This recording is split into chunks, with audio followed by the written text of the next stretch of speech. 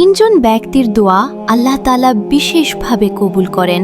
রাসূলুল্লাহ সাল্লাল্লাহু আলাইহি ওয়াসাল্লাম বলেছেন, তিন ব্যক্তির দোয়া প্রত্যাখ্যান করা হয় না। সেই তিন ব্যক্তি সম্পর্কে জানার আগে জুলফা রহমান ইউটিউব চ্যানেল আর ফেসবুক পেজটি ফলো করে দিন।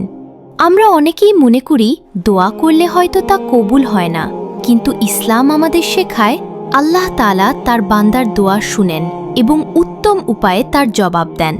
আজ জানব এমন তিনজন ব্যক্তির কথা যাদের দোয়া বিশেষভাবে কবুল হওয়ার কথা হাদিসে উল্লেখ করা হয়েছে। 1 নাম্বার, পিতামাতার দোয়া।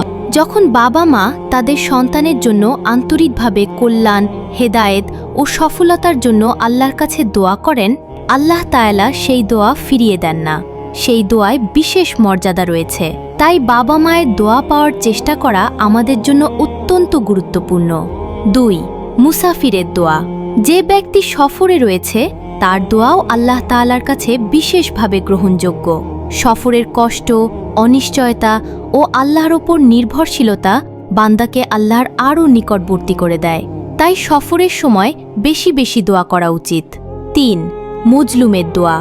যার ওপর অন্যায় বা জুলুম করা হয়েছে তার দোয়া আল্লাহ তাআলার কাছে সরাসরি পৌঁছে যায়। রাসূলুল্লাহ সাল্লাল্লাহু আলাইহি ওয়াসাল্লাম মজলুমের বদদোয়া থেকে সতর্ক থাকতে বলেছেন, কারণ তার দোয়া ও আল্লাহর মাঝে কোনো পর্দা থাকে না। শেষ কথা, কখনো কারো হক নষ্ট করবেন না, কাউকে কষ্ট দিবেন না। বাবা মায়ের দোয়া নিন। সফরে থাকলে বেশি বেশি দোয়া করুন এবং সব অবস্থায় আল্লাহর কাছে হাত তুলুন।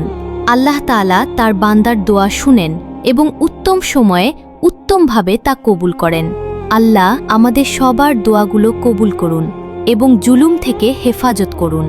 আমিন।